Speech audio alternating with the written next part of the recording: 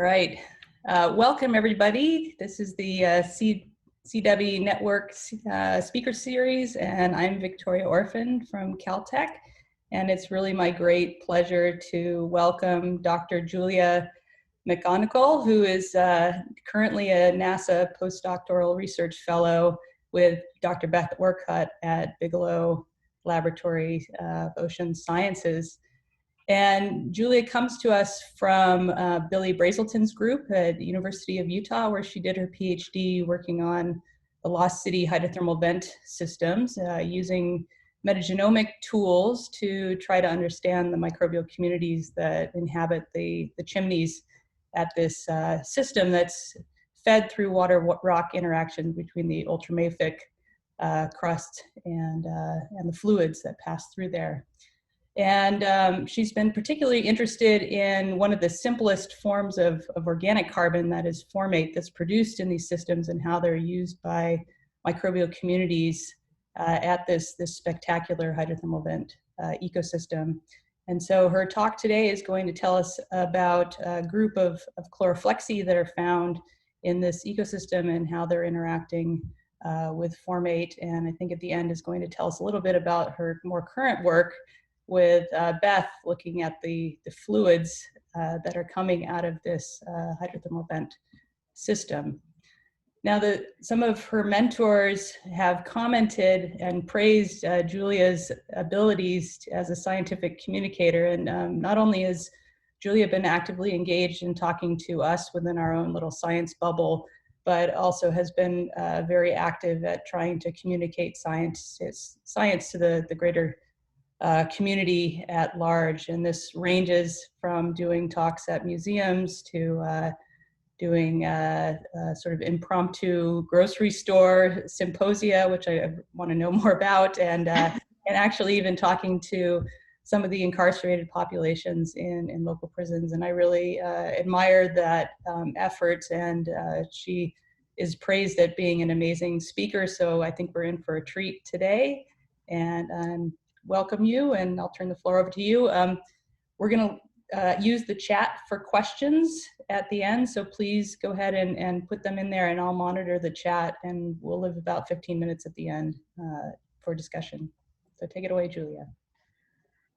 Hi, thank you for that wonderful introduction, Victoria, and I'm excited to talk to you guys all today. Thank you for being here with everything else that's going on right now, and listening to me talk about my science. And thank you to C-DEBI for hosting this event. I think it's pretty cool, and I'm just really honored to be here talking to you guys. So I just joined the Orcutt lab in July, and I will mostly be talking to you about some of my PhD work at the University of Utah, and then we'll transition into, as Victoria said, a little bit of some of my plans for the future. So with that, let's talk about the Lost City chimney ecosystem. The Lost City is a hydrothermal vent field that's located here on the Mid-Atlantic Ridge. And this vent field is surrounded by a whole bunch of other hydrothermal systems, but is incredibly unique. It sits on the side of the Atlantis Massif, an underwater mountain that's located about 900 meters in depth in the ocean. And as I said before, it's incredibly different from other hydrothermal systems, and I have a video here to highlight those differences. So this is what the actively venting chimneys look like, and you can see the hydrothermal fluid that's coming out of the chimneys is this warm, clear, shimmering color rather than these black billowing like clouds of smoke. That's because the entire hydrothermal system is driven by these rock-water interactions rather than volcanism like all of the other hydrothermal systems that we found on Earth. So serpentinization is a geochemical reaction where the peridotite rock that makes up the mantle crust of the Atlantis Massif is converted into the minerals serpentine and magnetite. And this reaction releases a ton of heat and increases the pH of the surrounding fluids to about 9 or 10. So that water that's venting up out of the chimneys is about 90 degrees Celsius and has a pH of around 9 to 11. But more importantly for me as an environmental microbiologist, these serpentinization reactions release a suite of food for microbial life, things like hydrogen, methane, and hydrogen sulfide. So I'm particularly interested in this system because it's driven through serpentinization, which we know is occurring on the icy worlds of Europa and Enceladus. And we know that here on Earth, these serpentinization reactions are truly supporting life in a way that's completely independent from the sun. So serpentinization reactions are providing all of the energy that the microbes living there need to live. And we know a lot about the chimney biofilm communities through previous work done using 16S rRNA sequencing, as well as fish microscopy. And a lot of this work and some current microbial work is being done by Dr. Matt Trenk at Michigan State University, as well as my PhD advisor, William Brazelton at the University of Utah. And their work has largely shown that there's these two different types of microbial biofilms that we find living on the chimneys. You have this interior biofilm that's comprised mostly of one archaeal species, the Lossidae methanosarcinelles, and then you have the exterior biofilms that are a lot more diverse and contain a lot of microbial species that are using things like methane and sulfur to live.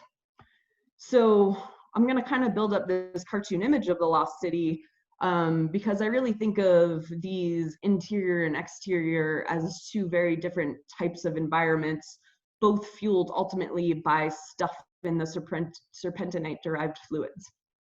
So the interior is dominated by the LCMS methanogen, and it is a lot hotter. It has a higher pH. It's constantly being covered in these hydrothermal fluids. And so not a lot of the oxygen in the seawater can get in. So we think of it as an anaerobic, more extreme environment. Whereas the microbial communities that are living in the chimney exteriors have access to constituents in the seawater. So they kind of live in this sweet spot where they get things in the seawater as well as things from these serpentinite-derived fluids. So we can find things like aerobic organisms there that are using sulfur and methane, but still growing off of stuff from the fluids and dependent on fluids to live. So I'm going to go over some of the geochemical conclusions that were published in this paper in 2018 by Susan Lang et al. And so my portion of this work was trying to identify Formate users at the lost city. And we really focused on Formate as a source of carbon that's really important in the system because there's just not a lot of CO2. We know that there's seawater CO2, but we don't really measure that much carbon dioxide in the chimneys. So in this little cartoon image here, in this little cartoon image here, you can see that the CO2 is not very high, but you have much higher measurements of formate and methane. Susan Lang's group has shown that the formate and methane in these fluids is likely derived from an ancient mantle carbon source, probably through those serpentinization reactions. So the 14C signature of the methane and the formate is pretty low when compared to the seawater, which is interesting when you look at the carbon signature from bacterial membranes and archaeal membranes. So all this work was done by Susan Lang's group, and she showed that the carbon in things that make up bacterial membranes and archaeal membranes has an isotopic signature that's really matching the formate rather than the seawater CO2, regardless of where that organism is living. So the 13C and 14C data are really indicating that these microbial communities are primarily using a source of mantle-derived carbon, which would be either formate or methane, and not the seawater, but they're also indicating that the microbial communities could be under carbon limitation. So This is based on some data that we get through cultured methanogens, where when we see a sort of mixed but trending negative signature, it sort of indicates that methanogens could be growing under a carbon limited environment, which makes sense because we have found no evidence that the Lossidia methanosarcinales is able to use the formate, and it makes methane. It may be able to use the methane, but we're not really 100% sure on that. So we kind of built up this idea that perhaps there was a formate user that's living with the LCMS and perhaps fueling or providing a source of carbon for the methanogen. And formate really is the best candidate for this primary carbon source. So if you'd like to read a little bit more about some of that isotopic data that I just completely ran through really quickly, I would refer you to this paper. But I'm going to move on to some of my metagenomic work that was really focused on trying to find out who this formate reducer was. So in this paper, I was able to find some genomic evidence that there was a formate user, but not really get a great handle on who it was. We suggested a sulfate reducer, but some further metagenomic work that I did suggests that maybe Chloroflexi are also involved. So a lot of my current work and future work is really focused in on trying to identify who this potential formate user in the Lost City ecosystem is and how they're providing carbon to the rest of the community. Is it that they convert the formate to CO2 that can then leak out of the cell and provide some temporarily available CO2 to them? Or is it providing biomass to a heterotrophic community that basically is eating them after they die? So for those of you that are unfamiliar with metagenomic sequencing, it's a technique that we use, and the data that we get is DNA from all of the organisms. So in order to get our sequences, we take a chunk of the Chimney rock, extract all of the DNA that's in that rock, which represents all of the DNA from all of the organisms, and then sequence that. So I kind of like to describe this using a puzzle analogy. So if you think of every single organism that's living in that rock as having its genome contained within a puzzle, and all of those puzzle pieces are an individual gene in that genome, a metagenomic sequencing set sort of looks like if you were to take 100 puzzles, throw them all out on the floor and mix them all up, and then sort of work in the reverse direction and try to put them all back together again for what puzzle they belong in. So essentially, my work is honing in on one particular gene of interest, pulling it out of this pile of puzzle pieces, and then trying to figure out which puzzle did it come from. And of course, because I'm interested in formate, I'm using formate utilization genes and trying to identify the genomes that these belong in. Oops, sorry about that. So the 3 formate utilization genes that I focused in on are the formate dehydrogenase, which catalyzes a reversible reaction of formate to CO2, and these 2 formate transporter genes.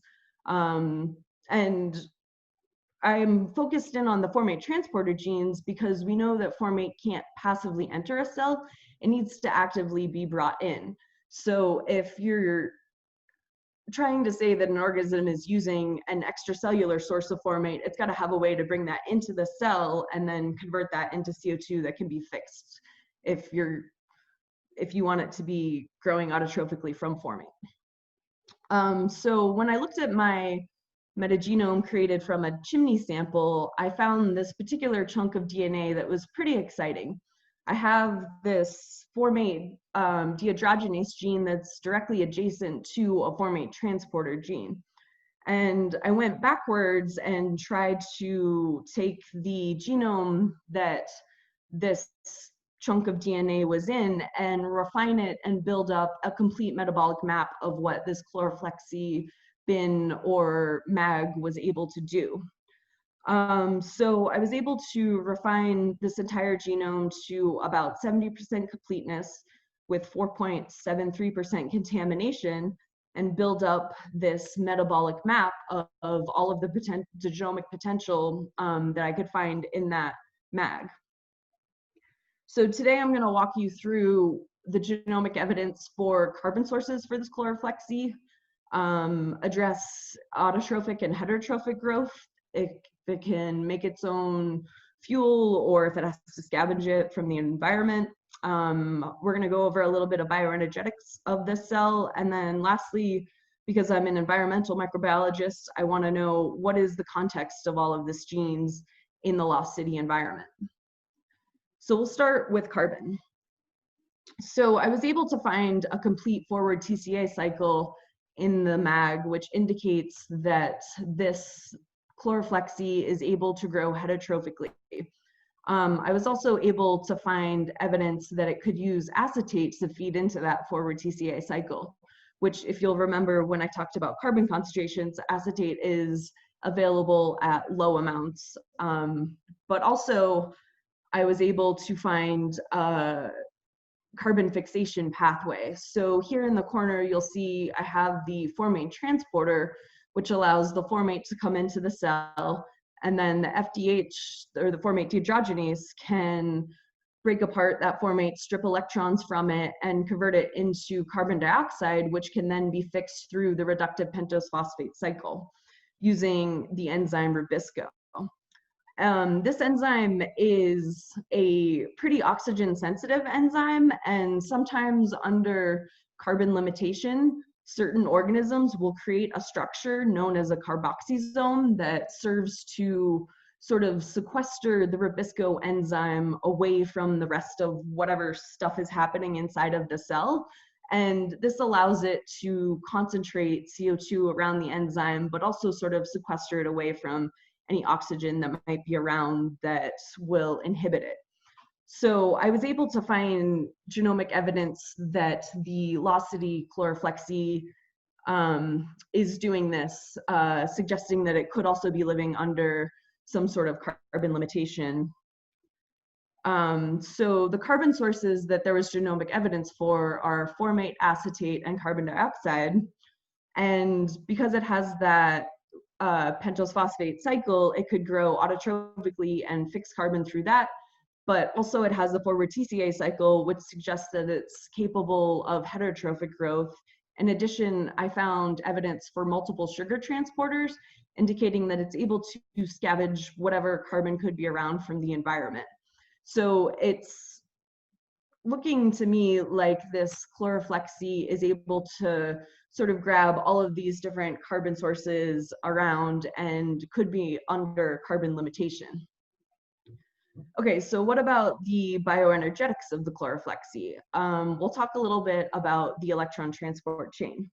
So the electrons are coming from things like formate. As I mentioned before, the formate dehydrogenase can strip electrons from formate, but also we found genes for a membrane-bound hydrogenase, which makes sense for the environment. There's a lot of hydrogen around in the lost city created through serpentinization. So these hydrogenases allow the organism to utilize that as an electron donor. As well as if the cell is growing heterotrophically, it can obviously get electrons from organic carbon, just like you and I do when we grow. So the electron donors for the lost city Chloroflexi are formate, organic carbon, and hydrogen. And these electrons are fed into the electron transport chain through a modified complex 1. And this modified complex 1 has been described in 2018 by Chadwick et al.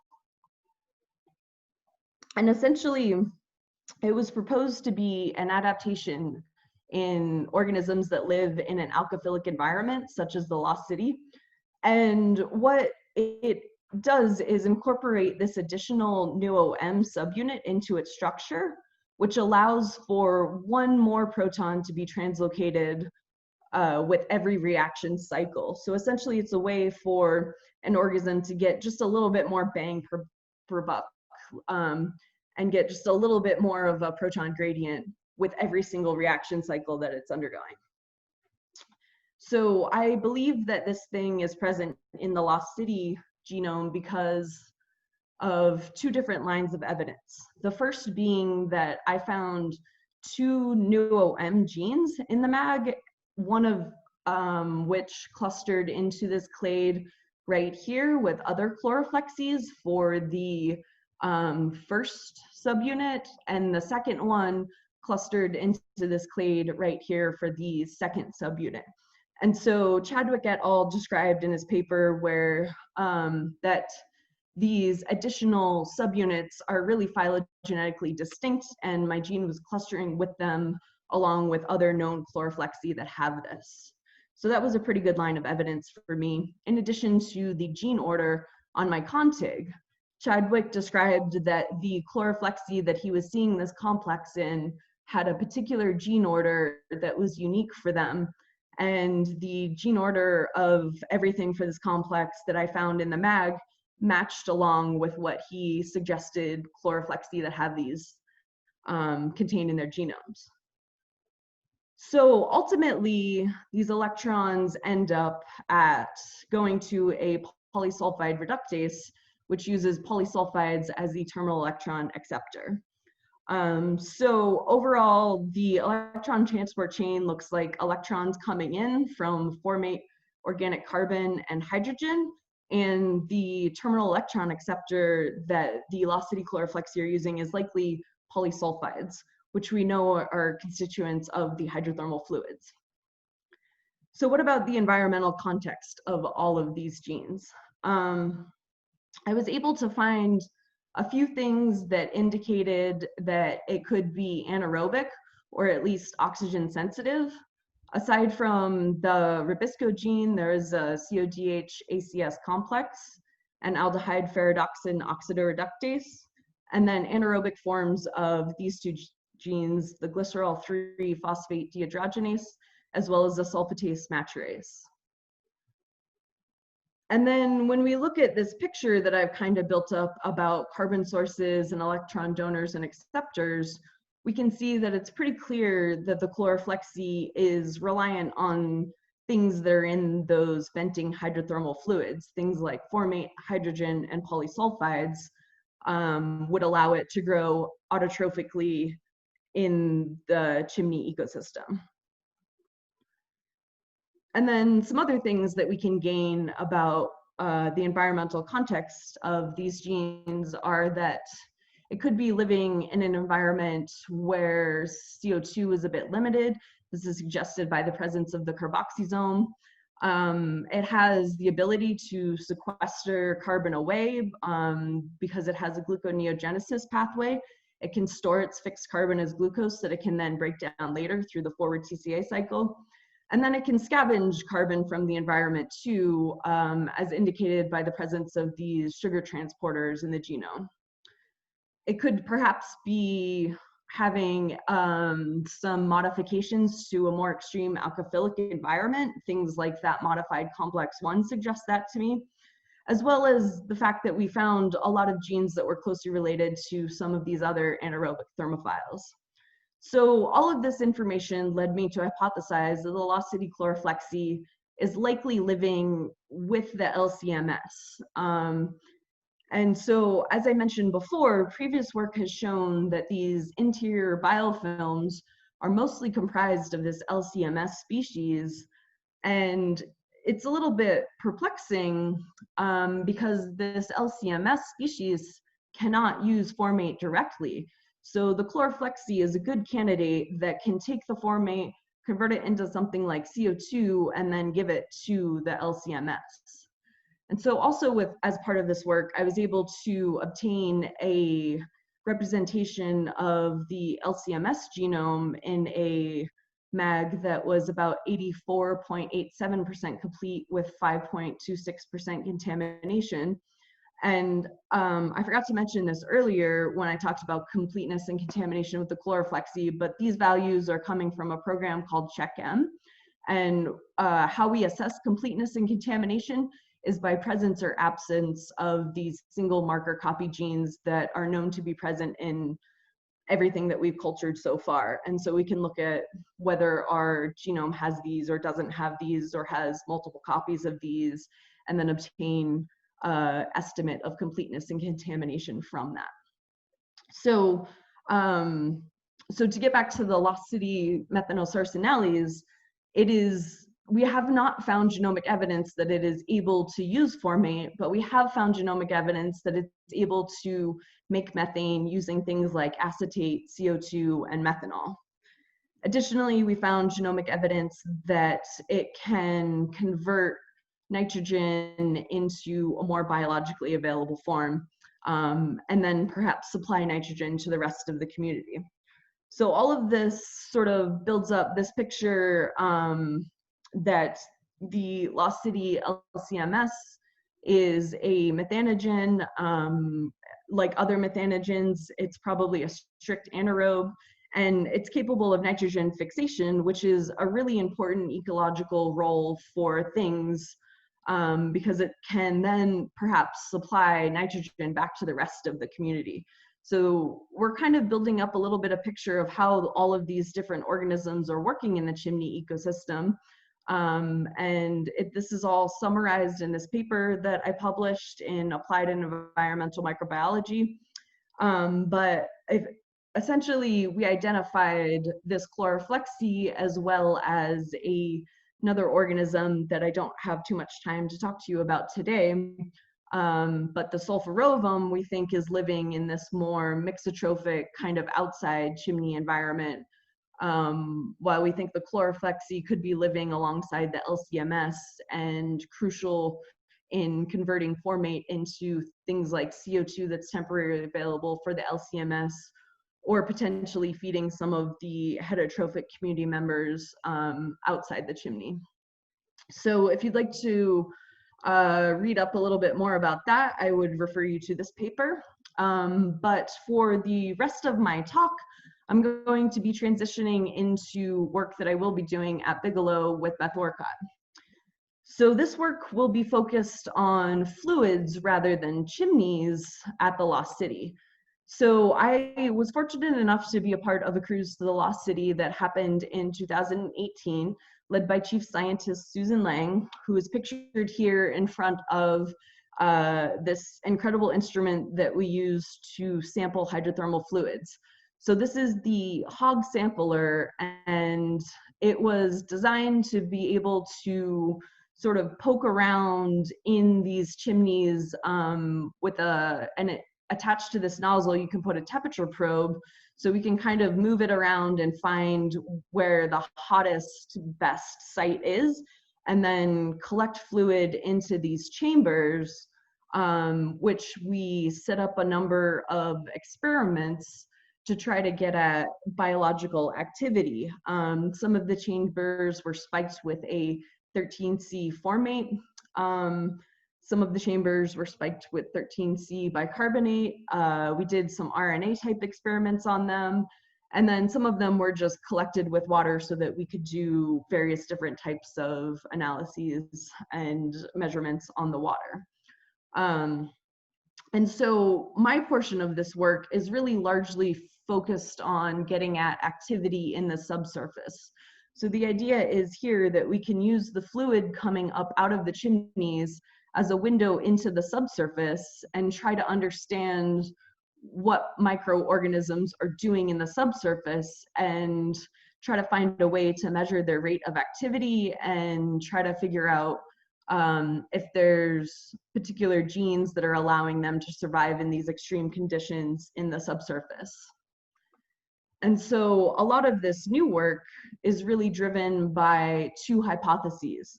The first is that these microbial communities will be metabolically active as opposed to just dormant and dead and not doing anything. The second, and in addition to that, these active organisms will have some common set of genes that allow them to survive in these extreme conditions of the subsurface under the Lost City. And the second hypothesis is sort of formed from this idea that Formate is a really important primary carbon source in the ecosystem, and that there's perhaps one or a couple of these Formate utilizing but low abundance foundation species that are cycling around carbon to the rest of the community. So activity is really hard to get at for microbes unless you can grow them in a lab. And we haven't been able to culture anything from the lost city. So we're using this new approach that has been really designed and sort of curated by the Orcott lab. And that's using the help of this fluorescently labeled dye, redox sensor green. And essentially what redox sensor green is a chemical that you can incubate your samples with. So when those fluids in the chambers come up to the ship, they were incubated with this fluorescent dye. And if you have a cell inside that sample that's incubated with this dye that's metabolically active, it's going to bring in this dye into its cell, and then through oxidation reactions, it'll essentially turn on the fluorescence. So only things that are active will fluoresce green in this method. And then we can take the sample and sort it out on a flow cytometer based on things that fluoresce green and are cell sized, and generate a population of cells that we think are active based on the fluorescence of this redox sensor green dye. And so just last month, we were able to generate a population of cells from these 4 different lost city samples. So the idea here is that we are comparing sites that have a high hydrogen signal, indicating that they have higher rates of serpentinization happening in the subsurface under the chimney, to sites that have a low hydrogen signal, indicating that they have maybe less serpentinization going on. And so then we can compare these active populations to each other. We can compare sites to each other.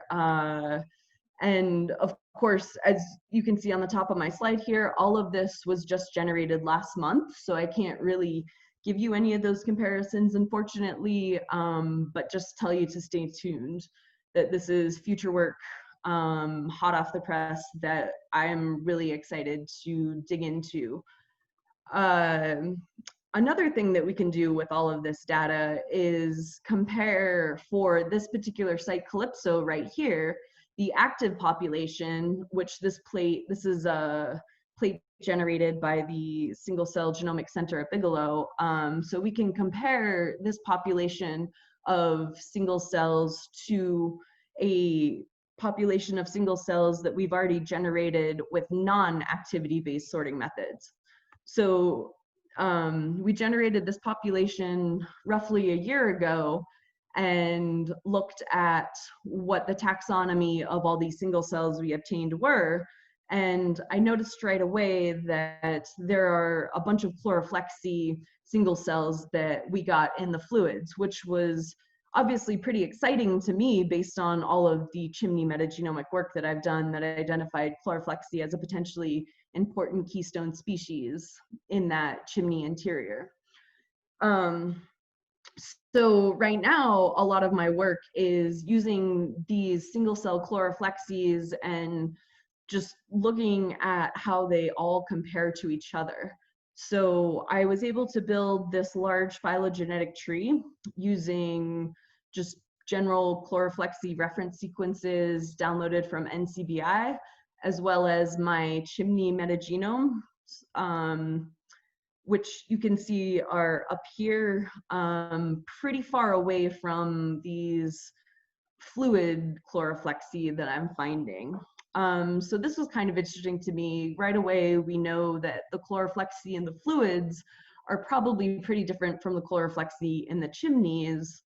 And it's also kind of neat because now we get to do all these comparisons between the Chloroflexis that we find in the chimneys, the Chloroflexis that we're finding in the fluids from single cells, but we also, found Chloroflexis in the metagenome. So we can compare fluid metagenomes to fluid single cells to chimney metagenomes, but also an additional layer here is that we find Chloroflexis in the rock and sediments collected from the Atlantis Massif. So this was a project led by the ORCOT lab, where they drilled down into the Atlantis Massif and extracted rock cores, and we were able to obtain both single cells and metagenomically obtained genomes of Chloroflexi in there.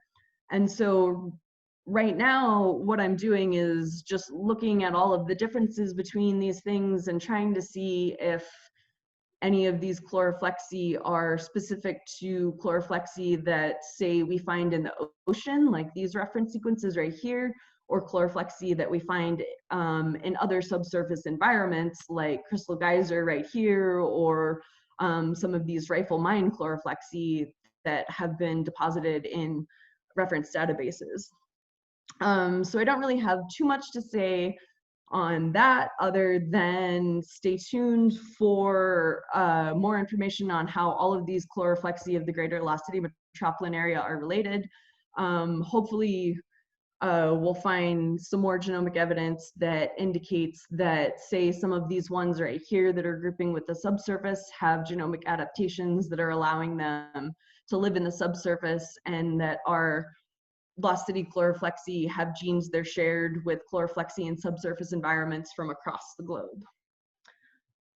So with that, I would like to thank my funding sources. As stated before, I'm a NASA postdoctoral program fellow. So thank you, NASA, and thank you to the National Science Foundation, who's funding a lot of this single cell genomic works and some of the previous metagenomic work. I want to thank the ORCOT lab for welcoming me into it this summer. Tim, the tech in the ORCOT lab, has been really great about some of this Chloroflexi stuff that I'm doing now. Susan Lang, who's been great to work with as a chief scientist on this cruise, and my PhD lab and former advisor, William Brazelton, who was really great to work with throughout my entire PhD, and really just the entire Lost City team. It's a team of really wonderful researchers that I feel really privileged to be a part of, and get to get their years of knowledge on this really, really interesting site. And with that, I'll take any questions. Great. Thank you, Julia. So we have the chat open, and I welcome people to type in your questions there, and I'll try to connect it, or we can also get Julia to look at the chat. Let's see. Okay, yeah, so I was able to pop it up now. Okay, so I have a question here. You mentioned that the Lost City Chloroflexi mag shared some genes with anaerobic thermophiles. Could you please elaborate a bit on these thermophiles? Are they found in the Lost City ecosystem as well? Are there shared genes associated with any particular metabolism?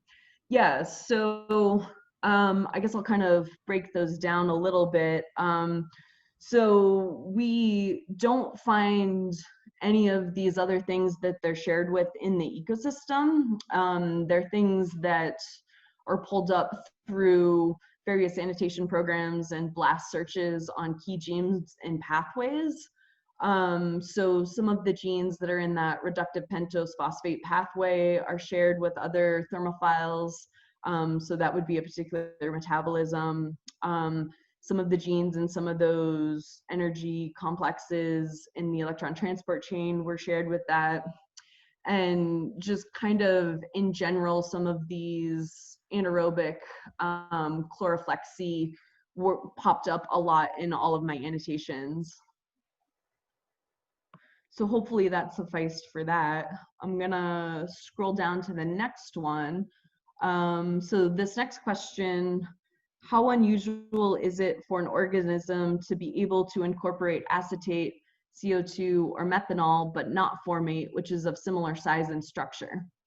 Yeah, that's a really good question. I am not sure that I know the answer to that. I do know that the sort of flexibility for methanogenesis for methanogen is really limited to one particular clade of the Methanosorcinales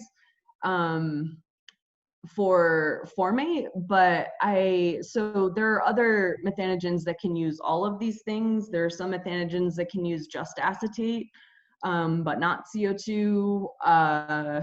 There are certain things that can use just methanol, but not some of the other things. I think it's kind of an unusual thing that it can't use Formate, because that particular class is kind of known for being really flexible for things that it can use for methanogenesis. Okay, so I'm gonna go down to the other one. Okay, so at the beginning, you showed an image with labeled fracture zones. Do you think there are more fields like velocity at those fracture zones? And if so, do you think the metagenomics would be similar? Yeah, that's another good question too. So I do think that other sites with serpentinization are occurring, and we do know of one, the Old City, which is kind of a sort of pun on the Lost City. And we do find the LCMS present there. So some of the metagenomics I do think would be similar. There are other sites that have serpentinization as well as the more geothermal volcanism happening for the hydrothermal systems. But you have a lot of sulfur input there that I think is a little bit better than methane-driven chemistry. So I'm not so sure that those places are super similar to the Lost City. Okay, and then I'm going to move on to the next question. Are the Chloroflexi abundant enough to provide carbon sources to support the LCMS population? Yeah, so that's a hard question because we don't have rates of activity for anything. So you could imagine a scenario where these Chloroflexi are super low abundant, but maybe they're highly active. So they're really just going and doing a lot, whereas the LCMS are really abundant, but really slow and not very active. And in that case, yeah, I do think that low abundance population of Chloroflexi could provide enough carbon to support the LCMS. But hopefully some of this new work that we're doing with activity will give us a little bit of a better idea of that. Okay, moving on to the next question. Who makes the formate inside the vent at high pH, low CO2 concentration? Yeah, so that's also something that is interesting. So the question of whether the formate's biological or abiotically produced by the serpentinization reactions is one that a geochemist could answer a little bit better than me. But I think our thinking is that formate is possible to be made abiotically through serpentinization. So our current hypothesis is that the formate is coming from serpentinization and not another microorganism that's making formate. Okay, I think I got all of them. Yep. Are there additional questions? Go ahead and type them in. Otherwise, maybe I'll follow up on Don's question about whether or not there's enough Chloroflexi to supply carbon for the Lost City Methanosorcina community. Do you have any sort of supporting data from microscopy that might give you some insights into how abundant other organisms are within that biofilm community or their distribution that might impact their ability to supply carbon? Yeah, so that's a good question too. And so I know that we think of the interior biofilms as being dominated by LCMS through fish microscopy. So I think, let me go back in my talk to the one image that I have there of those interior biofilms. Yeah, here we go. So this is some of the few microscopy images that we have. And these kind of like two body things are sort of really representational of the methanosarcina. And we don't really see a lot of other things in there. When I mapped reads to these bins, the LCMS bin was much more abundant than the Chloroflexi bin. So maybe it's not so surprising that in this tiny little chunk we didn't find it. So yeah, we don't have really good microscopy to suggest anything like that. We've never really seen it like right next to the methanosarcinales, but I don't know that we've looked super hard either. Interesting. Yeah, so this person's commenting on the chat that it has these intracellular membrane stacks, which suggests it's not methanogens. And yeah, that's something that I've always kind of been curious about as well. So I do believe in another paper that's not here, but in a paper from Matt Schrank, where he did fish microscopy, he did a fluorescence tag for LCMS. And so we saw through the fluorescence that they were LCMS, but these intracellular membrane stacks are a bit perplexing and I can't explain them in any way. Okay, and then I see another question too. Do you find a lot of microdiversity within Chloroflexi? Could they have a different metabolism? So I think I'm gonna interpret that for all of my Chloroflexi that we find within the greater Lost City area. And it is possible that like the Chloroflexi in the fluids could have a different metabolism than these Chloroflexi that I'm finding in the chimneys. That is definitely possible.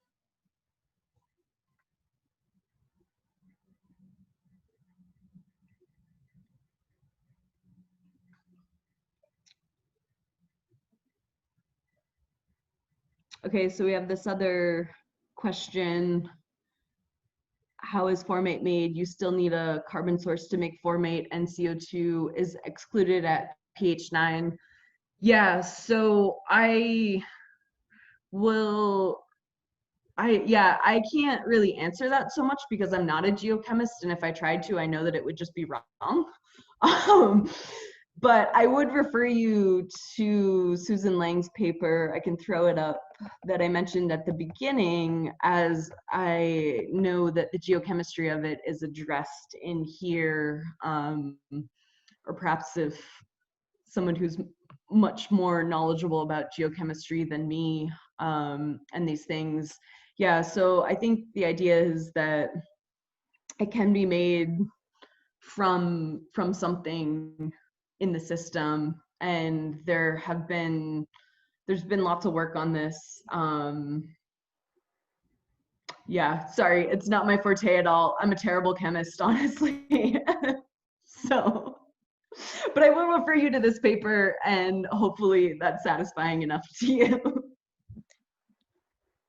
Great, Julia. So I had a technical question for you around the redox sensor green reaction, and whether or not it's a reversible fluorescence, or once the cell that's has an active respiratory chain gets labeled, does that label stay in the cell, and how does that impact your ability to sort organisms from extreme environments? Do they lose their fluorescence over time? Yeah, so that's a good question too. And I haven't worked with it personally, but from what I hear in the ORCOT lab, who's done a lot of work with it, we do see a degradation of that fluorescent signal over time. So the older a sample is, the fluorescence does go away, and it will become harder to say that definitively that these things are active or not. I do think that there's some attempt made so you incubate them right away, and I think that there's some attempt made to sort of like freeze the metabolism so that it doesn't degrade over time, or that like everything doesn't just incorporate it.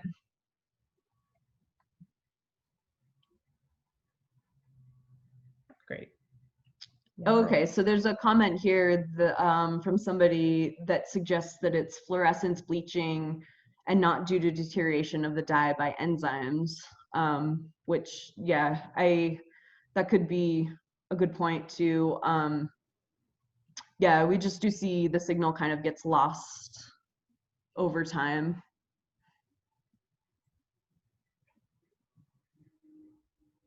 Yeah, very helpful. All right, any final questions? Wonderful. This has been a great seminar. Let's thank Julia again. We're seeing lots of praise in the chats right now, and we'll look forward to the next installment of the C-DEBI seminar series. So look forward to the upcoming emails about that. So thanks a lot, Julia. And Thank you. everybody have a wonderful rest of your day. Bye. Thank you. Bye, everybody. Thank you for listening.